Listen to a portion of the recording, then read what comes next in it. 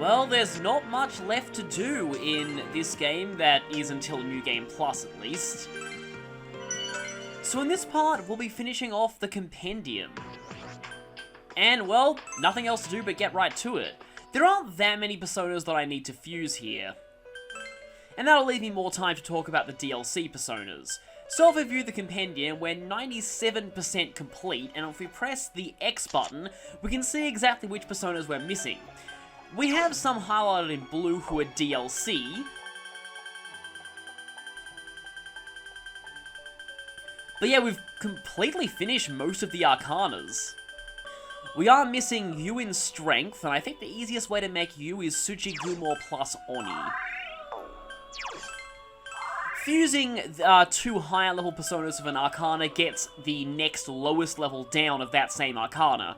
Similarly, fusing, like say I was to get Hanuman as well, fusing these three together would get me the next higher level persona of that Arcana, in this case, Oyamatsumi. Of course, Oyamatsumi would be skipped over if I hadn't completed the Elizabeth request, because that is actually a request persona. That's how I was able to fuse Lucifer before. We also have two tower personas that we're missing, and I think, yeah, I'm gonna actually have to go for either Seiten Taisei plus Mara or Kuhulan plus Mara, I think, to get that middle one. Yep, Mara is back! Behold Mara in all his glory once more.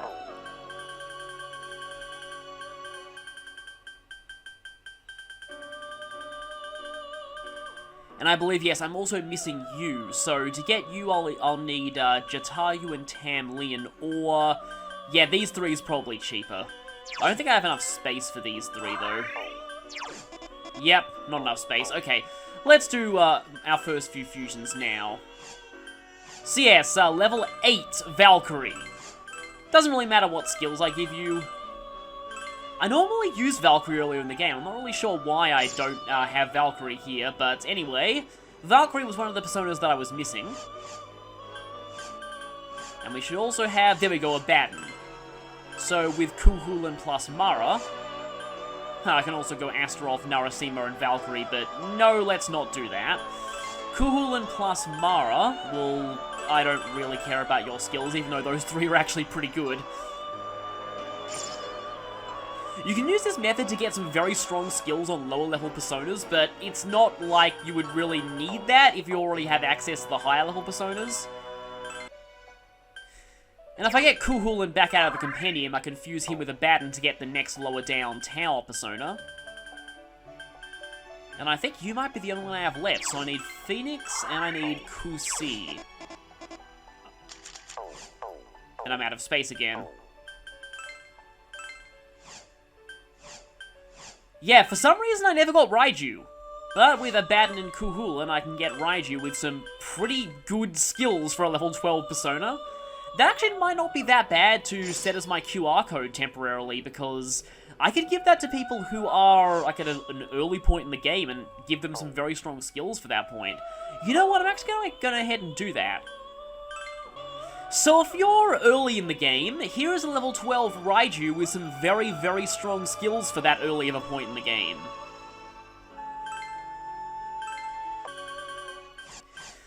And with these three Sun Arcana personas, we can make Ganesha.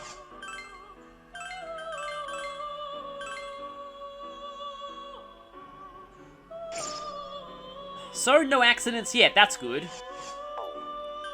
And now if we check the Compendium, it looks like all slots besides DLC are filled, but we only have 99% completion.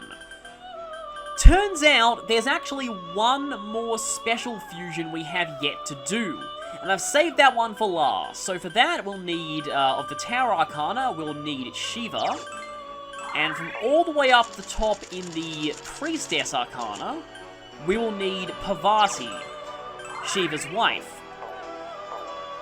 This is a special fusion that actually has a basis in mythology. By fusing Shiva and his wife Parvati, we get Ardha. So, Ardha is, in mythology, the actual fusion of Shiva and his wife Parvati, which means Ardha is made of love and it's stronger than you. I'm sorry, I just had to make that reference. But anyway, looking over Ada's skills when researching this, I felt like slapping myself in the face. Because Ada is the perfect persona to fight Zeus with.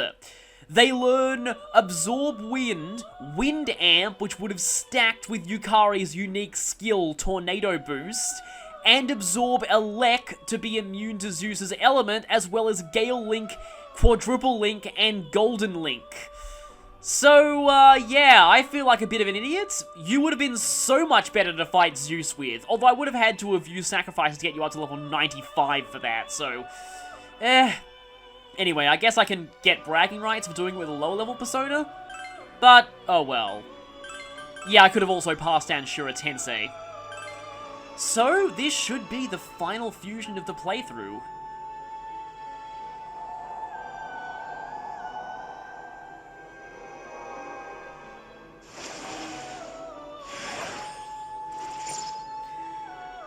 And there it is, the last persona that we needed.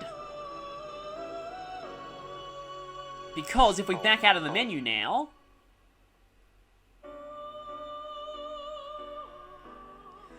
we get the Velvet license, so we now have 25% off the Compendium. That's definitely helpful for New Game Plus. So, if we look at the Compendium here, we now have everything in there. Except for DLC personas. Thankfully, DLC personas do not count towards Compendium completion. Yeah, so don't worry if you didn't pay for the DLC, you're not locked out of the 25% discount. So, now I might as well take this time to go over the DLC personas in the order they appear in the list here. First is Orpheus Telos, who is free DLC. Why didn't I download Orpheus Telos, you might ask? Well, because he's kind of broken for this low of a level. Orpheus Telos not only gets Golden Link very, very early, no additional Link skills though, which means that you'll need to rely on skill cards for things like Triple Link, Quadruple Link, and Infinite Link. But he also has Healing Harp, Restore HP and remove ailments / binds each turn for 3 turns on the whole party. That already is kind of ridiculous, but he also gets Absorb Fire and Fire Amp at very low levels for those skills, as well as Victory Cry at only level 32. So yeah, put that on your navigator, full healing after every battle at as early as level 32. That's kind of insane. Next, we have one who actually is paid DLC, and a persona that I wish was in more Persona games beyond 3 outside of DLC. I know he's very thematic to P3, but they really could have just made him a regular persona. They didn't have to make him DLC in all the later installments. But anyway, that's that rant over. Thanatos has a lot of Link-based skills, and from him you can extract Infinite Link much earlier than you can extract it from Sheryor. So he also gets Death Scythe, obviously, Endure, which is pretty nice, Heroic Gemini, and Colossal Swing, which can be nice passive skills to have for physical attackers, as well as his exclusive move, Door of Hades. 3 heavy or mighty attacks, 1 per turn, with a high chance of instant kill. That is pretty solid, and... Next we have Magatsu Izanagi, whose Arcana actually changed in this game. This game doesn't have the Arcana he was originally from, so he's Tower Arcana in this one, which is actually pretty fitting symbolically, but to go into any more would be spoilers. Magatsu Izanagi is mainly a defensive persona, learning Resist, Dark, and Light, and the Absorb skills for all 4 elements. His signature move is Calamity Seed, which does multiple heavy cut attacks per turn for 3 turns, and costs SP instead of HP, which is a bit weird for a physical-based skill. Magatsu Izanagi overall, I find not that amazing because he's level 92, and is paid DLC. At that point, you have access to a lot more other options, and to be honest, you can break the game so easily at level 92 that you don't really need those resistances. And finally, the second free DLC persona is Kaguya, also changed Arcana because this game doesn't have Aeon, but Moon fits perfectly for the Moon Princess from that Japanese folktale. Kaguya is, like Orpheus Telos, pretty broken for as low of a level as you can summon her. She gets Purifying Rain right off the bat, which is pretty useful in the Merciful Clergyman fight. Reseha, which is also pretty strong for that early, but the real kicker is Lunar Blessing. Nullifies 1 attack per turn for 3 turns on the whole party. This reminds me a lot of Earthwall from the Trails series, and if you've ever played those games, you'll know that ability is incredibly broken, so having it in a Persona game is, well, yeah, pretty good too. Yomi Return, Renewal Aura. Kaguya is mainly designed to be a navigator persona, and Eternal Melody, as well as Return from Yomi, but really Lunar Blessing is the main benefit of Kaguya. I don't think Kaguya is quite as broken as she is as DLC in Persona 5, where she gets, like, Repel Physical in, like, the early 30s or the 20s. But still, she is pretty powerful, and I avoided summoning her for a reason, even though she is free. So, with that, I might as well just quickly scroll through every persona that's available in this game, just like I did in Persona 3. So pause the video if you want to see their mythological information.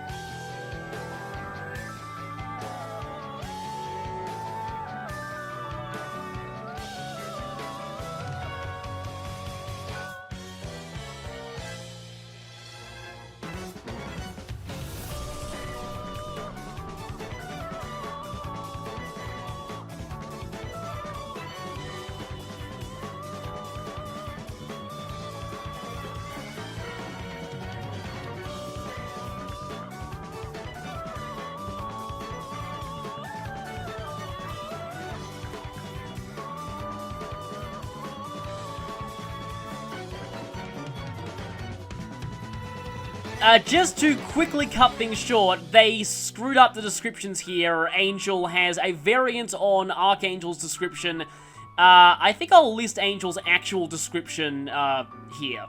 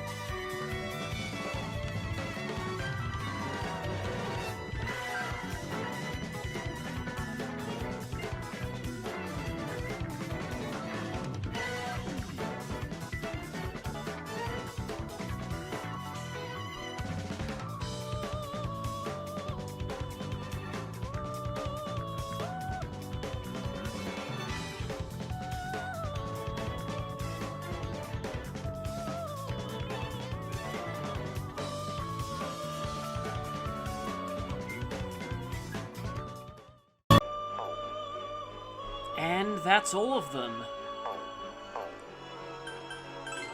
So, before I end this off, one quick thing to cover about the post-game that I just didn't feel the need to mention before. This is kind of weird, but if you load any clear data file after beating the game, you gain the ability to buy the default starting equipment of all the characters. So for example, for example, with you can buy the imitation katana and golf club. Not really sure why you'd want to do that, but they give you that option if you load clear data. You can beat this one now. Do you want to try? It's no cause for concern. Oh hey, we're finally getting the FOE that's no threat to you dialogue. Anyway, the reason why I'm in a battle here is I wanted to at least show some of the signature moves of Personas that we never got to see during the main playthrough, so I'm going to use Zeus's here.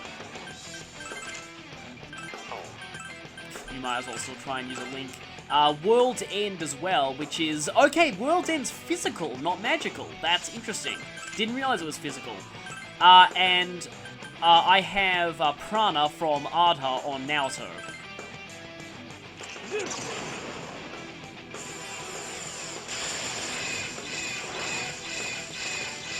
Okay, that damage didn't look very impressive at all. And that animation didn't look impressive. And that missed completely, wow. Leave it to me. Okay, that was not a very impressive showing. Just watch. That field when a basic attack does more damage than the signature move of the ultimate persona in the game that requires you to have defeated the ultimate boss. Electricity. Okay, well this one actually hit this time. Okay, that does do pretty good damage if it hits. This is with Debilitate, by the way, but that's still pretty strong damage. Okay, so this is with Heat Riser and Debilitate and Mind Charge on Naoto. Okay, that's a little bit more impressive. So, the last thing to talk about here is New Game Plus. If you select the New Game option here, you get asked if you want to use clear data. If you say yes, it doesn't specifically tell you what carries over, so I'm going to have to do that here.